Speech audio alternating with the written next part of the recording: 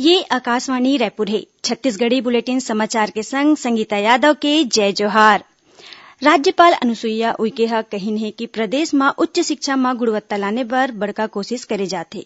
संगे संग न्यायिक में अच्छा ग्रेडिंग बर कार्य योजना बनाए और विश्वविद्यालय में रिक्त शैक्षणिक पद ला भरे के जरूरत है। राज्यपाल सुश्री उइके ह आज रायपुर स्थित रावतपुरा सरकार विश्वविद्यालय में उच्च शिक्षा में नई पहल विषय ऊपर आयोजित कार्यक्रम में शामिल हुईन। ओमन अपन संबोधन में कहिन कि विद्यार्थी मन के पूरा विकास बर बेरा के मुताबिक उच्च शिक्षा में परिवर्तन के जरूरत है। राज्यपाल ह विश्वविद्यालय के रोजगार परत होए के जरूरत ला बतईन हे। ओमन ह यहू कहिन कि विश्वविद्यालय में सिर्फ शिक्षा के काम तक सीमित नहीं रही के समाज उन्मुखी बने। विश्वविद्यालय के तीर तखार में स्वच्छता और पर्यावरण संरक्षण पर अभियान चलाए जाए।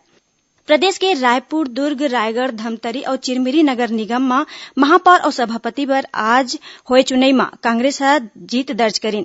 राजधानी रायपुर में कांग्रेस के एजाज ढेबर महापौर निर्वाचित हुईन। ओमन ह भाजपा के मृत्युंजय दुबे ला 12 मत ले हरईन। कांग्रेस के प्रत्याशी एजाज ढेबर ला 41 वोट, उन्हें मृत्युंजय दुबे ला 29 वोट मिलिस। सभापति के चुनाव के प्रक्रिया ह चलत हे। दुर्ग नगर निगम में महापौर और सभापति पद बर चुनाव होइस। कांग्रेस प्रत्याशी धीरज बाकलीवाल ह भाजपा के नरेंद्र बंजारे ला 20 मत ले हरा के महापौर निर्वाचित हुईन।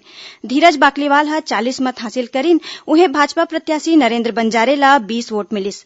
सभापति पद बर होए चुनाव में कांग्रेस के राजेश यादव ह निर्दलीय उम्मीदवार मीना सिंह ला 2 वोट ले हरईन। इति रायगढ़ नगर निगम में महापौर और सभापति पद बर कांग्रेस ह जीत दर्ज करीन। कांग्रेस के जानकी काटजू ह भाजपा के नौधा मिरी ला 4 वोट ले हरईन।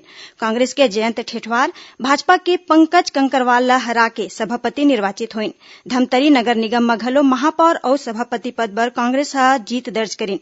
धमतरी में कांग्रेस के महापौर प्रत्याशी विजय देवांगन ह भाजपा के धनीराम सोनकर ला 4 मत ले हरईन। फिर सभापति पद पर हुए चुनाव में कांग्रेस के अनुराग मसीह भाजपा के राजेंद्र शर्मा ला 10 वोट ले पराजित करीन।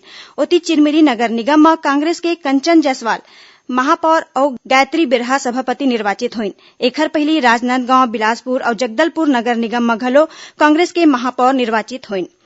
इही बीच आज प्रदेश के नगर पालिका और नगर पंचायत मन में अध्यक्ष और उपाध्यक्ष पद पर चुनाव हुईस। मिले खबर के मुताबिक दंतेवाड़ा नगर पालिका में भाजपा के पायल गुप्ता अध्यक्ष और धीरेन्द्र प्रताप सिंह उपाध्यक्ष चुने गिस। उन्हें बड़े बचली नगर पालिका में कांग्रेस के पूजा सावला अध्यक्ष और उस्मान खान ला उपाध्यक्ष बनाए गए हैं। किरंदुल नगर पालिका पद पर मृणाल राय अध्यक्ष, बाल सिंह कश्यप उपाध्यक्ष निर्वाचित हुईन। बीजापुर नगर पालिका में कांग्रेस के बेनहूर रावतिया निर्विरोध अध्यक्ष और पुरुषोत्तम सल्लू उपाध्यक्ष चुने गिस। उन्हें पाटन नगर पालिका में घलो कांग्रेस के भूपेंद्र कश्यप और अध्यक्ष बलदाऊ भाले उपाध्यक्ष बनीन। बालोद नगर पालिका अध्यक्ष पद पर कांग्रेस के विकास चोपड़ा ह जीत हासिल करीन। कुम्हारी नगर पालिका के अध्यक्ष पद पर कांग्रेस के राजेश्वर सोनकर ह जीत हासिल करीन। प्रदेश में त्रिस्तरीय पंचायत चुनाव पर नामांकन पत्र भरे के आज आखिरी दिन आए। सरपंच, पंच समेत आने पद पर आज प्रत्याशी मन ह नामांकन दाखिल करीन। नामांकन पत्र के जांच कल 7 जनवरी के होही। उन्हें उम्मीदवार मन 9 जनवरी के मंझनिया 3 बजे तक अपन नाव वापिस ले सकी। प्रदेश में अनुसूचित जाति और जनजाति के मात्रा संबंधी गलती और उच्चारण विभेद के तुरंत निराकरण करे जाही। प्रदेश के 22 अनुसूचित जनजाति और 5 अनुसूचित जाति के उच्चारण विभेद ला मान्य करे के संबंध में तुरंत संयुक्त बैठका करे जाही। इस संबंध में मुख्यमंत्री भूपेश बघेल हा संबंधित विभाग के संयुक्त बैठका बुला के एमा तुरंत फैसला लेके बात कहिन। राजधानी रायपुर के साइंस कॉलेज खेल संचालनालय परिसर में अवैया 12 जनवरी ले राज्य स्तरीय युवा महोत्सव के आयोजन करे जाही। एक खबर बर प्रशासन हा एखर बर तैयारी शुरू कर दे हे। ए बखत युवा उत्सव में शास्त्रीय संगीत और नृत्य के संगे संग छत्तीसगढ़ी लोकगीत और लोकनृत्य के आकर्षक प्रस्तुति दे जाही। एकरे संग छत्तीसगढ़ी व्यंजन के फूड फेस्टिवल कार्यक्रम करे जाही। दंतेवाड़ा जिला के 4 लइका मन उज्जैन में होवैया 65वां राष्ट्रीय शालेय क्रीड़ा प्रतियोगिता में कांस्य पदक जीतिन।